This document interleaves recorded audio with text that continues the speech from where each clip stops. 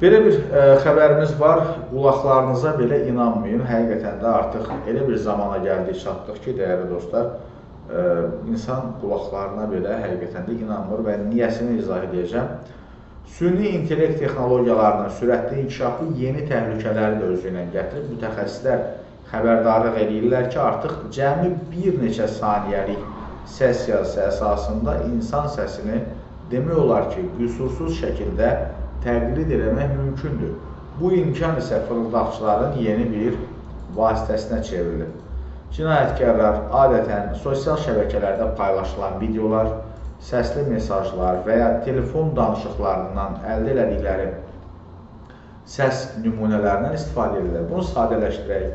Məsələn, sizə qəfil bir mesaj gəlir ki, qəza törətmişəm, nə bilim, və yaxud da pulum çatmır və bacınızın, qardaşınızın, yaxın bir insanınızın, hörmət elədiyiniz bir adamın səsi var da WhatsApp-da ki, məsələn, burada satıcıdan almışam telefonu, mənə 300 manat pul lazımdır.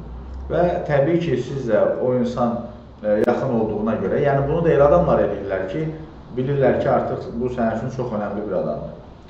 Və nəticə olaraq sən o həmin məbləği özündənmi, özündə olmasa başqa birindən tapırsan, göndərirsən və bir müddət sonra artıq məlum olur ki, heç o şəxs deyilmiş.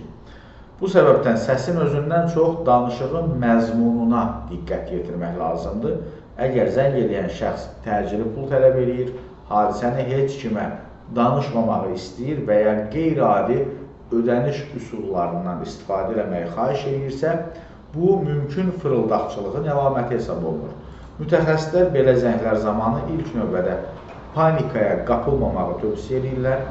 Pul köçürməzdən əvvəl həmin şəxslə başqa əlaqə vasitəsilə əlaqə saxlayırsınız, mesaj yazırsınız və ya yaxınları ilə danışırsınız. Təhlükədən qorunmağın ən effektiv yollarından biri də ailə üzvləri arasında yalnız yaxın çevrənin bildiyi xüsusi təhlükəsizlik sözü və ya parol müəyyənləşdirməkdir. Yəni, görün, hara gəldik, çatdıq. Yəni, ailə üzvlərinizin arasında, məsələn, şərti olaraq bir söz qoyursunuz, bu sizin parolunuz olur. Məsələn, nə bilim, hava sözü, nə bilim, ağac sözü və s. Və o parolu həmin şəxsdən istəməlisiniz ki, biləsiniz, doğrudan da bu ailə üzvünüzdür, yoxsa yox.